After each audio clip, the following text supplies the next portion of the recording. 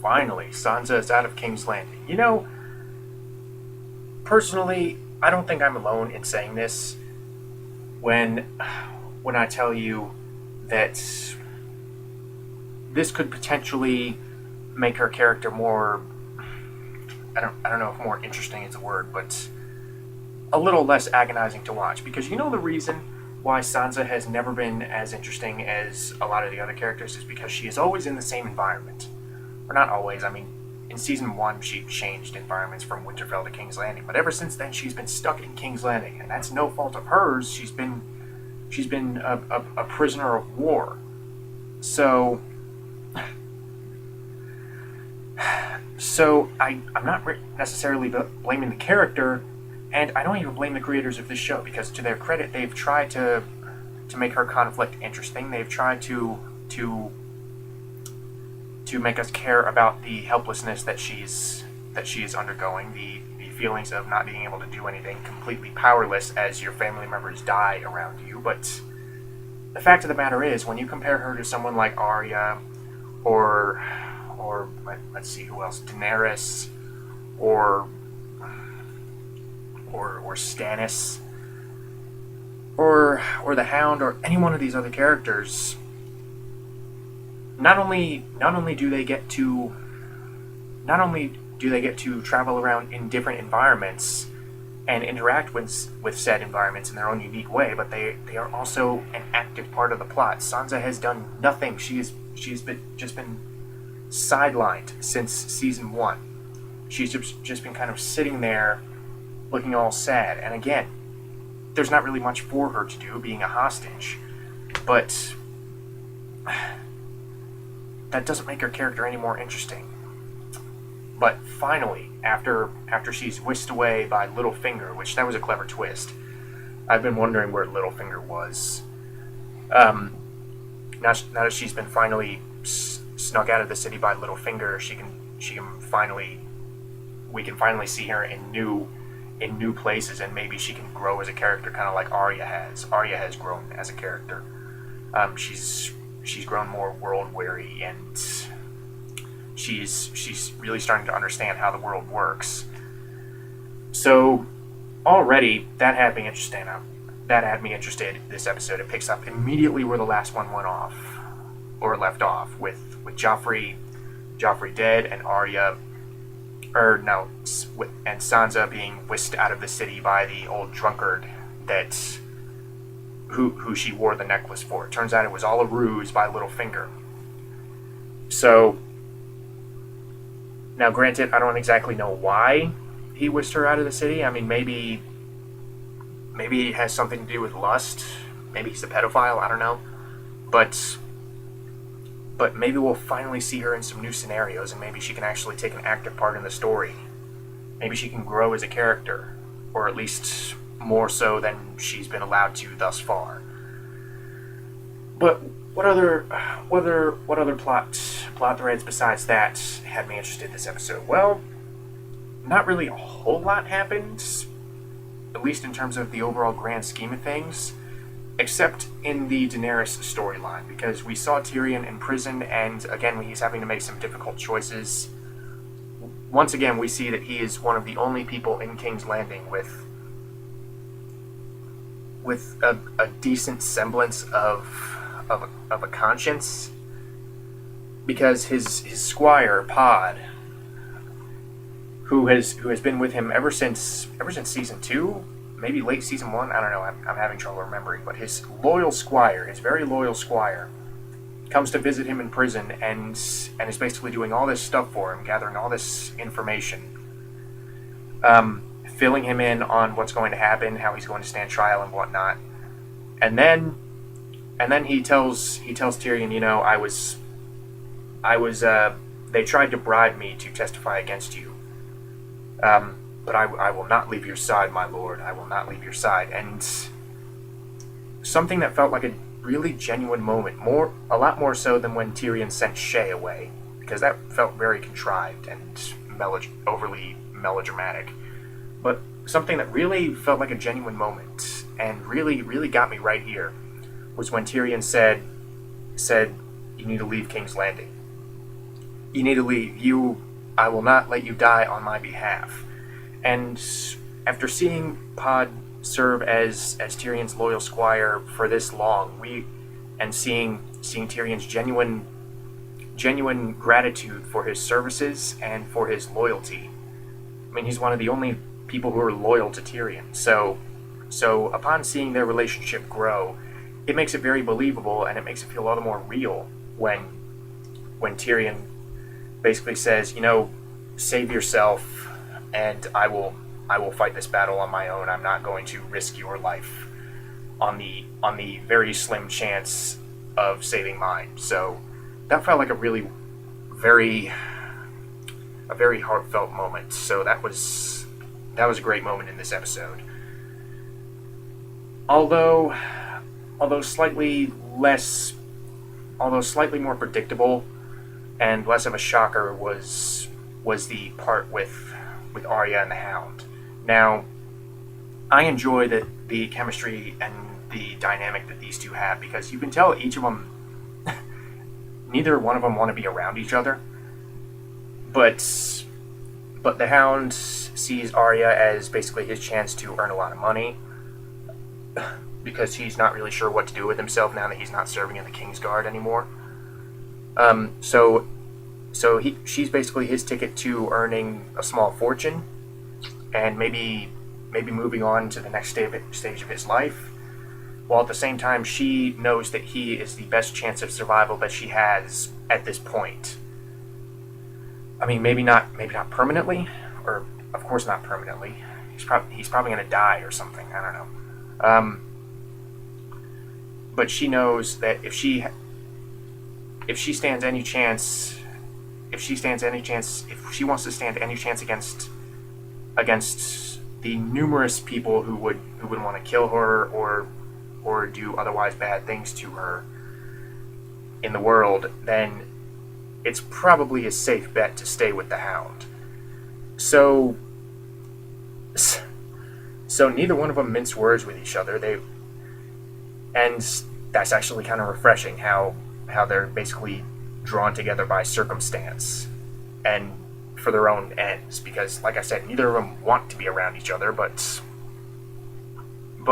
as much as they hate to admit it, it will eventually yield a mutually beneficial outcome. So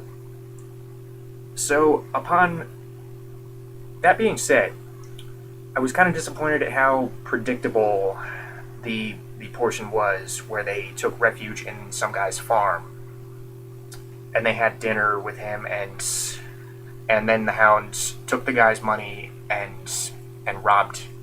He took the guy's money and lied to him, and I can only assume he punched him in the face or something, because we never actually saw what he did to the guy. But Arya acts so shocked that he would do such a thing. And in that conversation scene, when the guy said to the Hound, I could use you around the farm. I mean, I would pay you to not only work on the farm, but I would also pay you to scare off these brigands that have come raiding.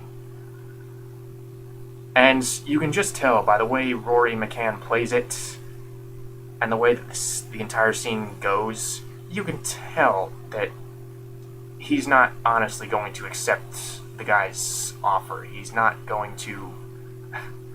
He's come too far to quit now, and you can tell just by the sarcasm in his voice that he's going to do something bad to this guy. Originally, I thought he was going to kill him, but I guess even he has standards. Like he mentioned earlier in the season, even he has standards. So he just took the guy's money and left. And basically what we were supposed to get from that is Arya becoming more aware of how the world works, how this very cruel world works. Because she reprimands him like, he took us in, how could you do such a thing? And he basically said, yeah, well, this is the way things work. How many Starks are going to get their heads chopped off before you get that into your thick skull? He doesn't say that verbatim, but that's basically what he's getting at. Now, this would have been much stronger if they had somehow found a way to execute it in in a less predictable way, because like I said, you can tell how this is going to go. As soon as this other guy shows up and offers to take them in, you can basically tell, okay, the Hound is going to do something bad to this guy, and this is not going to end well. But the message still rings true in this particular setting, and I was disappointed that they couldn't find a more creative way to get it across. But with that said, the other stuff with Tywin was very solid. Tywin, he shows more of his true colors here, and Charles Dance he really seems to relish that. He's mentioned how he really likes these scripts for every episode, and this is a very cynical character, a very narcissistic character that he's playing. And when he and Cersei, Lena Headey's character, are basically standing over Joffrey's dead body, along with Joffrey's younger brother, Tywin immediately starts drilling the younger brother, saying, "Okay, well, you're going to be king now." And he immediately kind of starts quizzing him, like, "What do you think a king needs?" And he basically starts teaching him and starts to raise him. He starts teaching him how to become a good king, and or put himself in a position of power, because he also says, you know, if you want to be a wise king, you should listen to all of your advisors, and an even wiser king would still listen to them even after coming of age. So clearly he's still trying to put himself in charge, but also he's trying to do what he feels is best for the land, and that's really what it all comes down to. Tywin, not only does he want the Lannister name to be remembered, but he also feels that he knows what's best for the land. He knows what to do. He knows how to control the world. He sees himself as the only one sane enough. He sees himself as the only one smart enough, the only one merciless enough to do it. So I like the fact that in front of his mother, in front of Cersei, he says, you know, your brother was not a good king. He was not a wise king. And he basically names a bunch of kings, and he basically says, okay, this is what all of those other kings did wrong. And Lena Headey's standing right there, about to break down, sobbing. That was a good scene. That was a very good. That was another really entertainingly cynical scene from Tywin. Not nearly as likable as Tyrion, but he's another one of those guys who you love the fact that he is so obnoxious and he is so unsympathetic to anyone. I mean, he doesn't care about anyone in his family. He just wants prestige. He wants the Lannister name to live on. That's what he said in season 1. The name lives on even after everyone else has turned to dust. So that was a good, solid scene. Although I wish they would have had some more meat to what came afterwards, which was Cersei begging Jaime to kill Tyrion, and Jaime subsequently, presumably, raping Cersei out of spite for her bitchy attitude ever since he got back. So I wish that would have gotten a little bit more development. I think some of it. I think a big reason why it was done was for shock value, because he's basically raping the kid's mother. The kid's father is raping his mother next to the kid's corpse. So I think a large part of that was done for shock value. A little bit more build-up, or a little bit more development of their growing rift would have been nice before immediately jumping into a rape scene. And I also wish we had gotten a clearer picture of what Jaime is feeling now that Tyrion is behind bars. I mean, what he is feeling now that Cersei's son is dead and she's now more distant from him than ever. So I would have liked to have seen a bit more development with Jaime, because he's grown into a pretty interesting character in his own right. I mean, he started off as just a jerk, but they've given him a lot of depth, especially in the past season.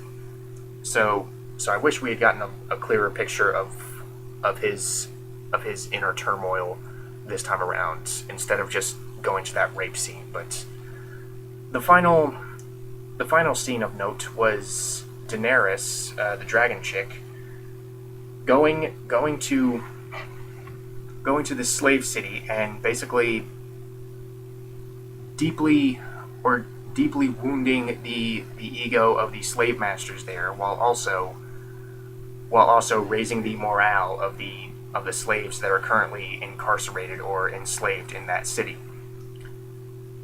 So it was a nice little bit of psychological warfare, how she used trebuchets. At least I think they were they were catapults. Never mind. They were how she used those to fire crates full of discarded slave collars. So that was an interesting bit of psychological warfare that we haven't really seen her use up to this point. So, and that's where the episode ends. So of course I'm going to tune in to find out what happens, and to find out just how big they can make this battle, because in the wide shots this seems like a fairly good sized city. So I'm interested with their, I mean, granted they have a pretty big budget for a TV show, but I'm interested to see how they go about it in terms of feeling as claustrophobic as the Battle of Blackwater. And that was a good battle, but a lot of the shots were pretty tight. There weren't really too many wide shots where you got to see all the armies in their entirety. I mean, basically like a Lord of the Rings shot, or a Longest Day shot, where you see literally thousands of guys. So I'm interested to see if they've improved their ability to shoot a big war scene, or if they're trying to conserve their budget for whatever they got planned at the end of the season, or they may not have a big battle planned for the end of the season. I don't know. But yeah, that was the final scene in the episode. Although there were two other scenes that I wanted to talk about. One was the tentative alliance between Prince Oberyn and Tywin. Now, it's implied, not even implied, it's strongly hinted at that Tywin, upon Prince Oberyn's acceptance to serve on the trial, basically serve jury duty. Upon Prince Oberyn's agreeing to that, Tywin says, I will arrange a meeting with you in the Mountain. My bodyguard, the Mountain, who, there's bad blood between Prince Oberyn and the Mountain, obviously, because the Mountain raped his sister or something. It's personal between Prince Oberyn and the Mountain, so not really sure what Tywin hopes to accomplish by this, other than wanting another potential ally for the impending battle with the dragons, again, showing the intelligence of this guy and how he plans ahead. In any other scenario, I would say that Tywin is going to betray Prince Oberyn and basically have the Mountain kill the guy, but strategically that wouldn't necessarily make sense. That wouldn't, because he's trying to supposedly win Oberyn's faction or nation over to his side, on the side of the Lannisters, so that they can eventually prepare for the battle with the dragons, with the dragon chick across the sea. So it wouldn't really make sense to have the Mountain kill him. So I'm kind of confused over where they're going to go with that. But the last scene that I wanted to talk about the last storyline that I wanted to talk about is another impending battle. The battle between the Night's Watch at the Wall and the Wildlings, the United Wildling tribes. This, to me, is the most exciting story arc this season. I want an entire episode devoted to this, because not only do we finally get to see some raised stakes at the Wall, like we may face the possibility that, hey, maybe this this stronghold will be captured or otherwise conquered. And Jon Snow basically saying, we have to go rescue the hostages that the wildlings are going to take, because if they squeal, then they'll reveal that we only have about 100 guys here. The wildlings vastly outnumber us. We cannot let them find that out. Otherwise, they will storm the castle and wipe us out. So I'm really looking forward to how this plays out. Kind of brutal with slaughtering the villagers on the wildlings side, or on the wildlings part, but hey, I guess that's why they call them wildlings. So overall, this episode kept me entertained. It was interesting to see them kind of picking up the pieces after Joffrey died. And one more thing I want to mention is, for the first time in a long time, I'm kind of interested in what's going on with Stannis and how he's still picking up the pieces from his defeat, and how his advisor, the Liam Cunningham character, is still trying to advise the guy, while at the same time competing for his attention with the witch lady, the Melisandre. So overall, very solid episode. I liked the fact that the world is picking up the pieces from Joffrey's death, how a lot of people aren't really very sad to see him go. I like some of the lines that are being drawn in the sand between the Lannisters, because obviously Tyrion is in a pretty bad spot. I don't think they'll pull a Ned Stark, because Tyrion he may be the most decent person in the Lannister family, but he's not afraid to. He will not hesitate to save his own skin when the time calls for it. He's smart enough to know when to resort to underhand tactics if it means self-preservation, and that's something that Ned Stark never really took advantage of. Ned Stark placed too much trust in other people. Tyrion doesn't trust anyone, or he trusts a few people like Pod and Bronn, but he doesn't trust anyone else.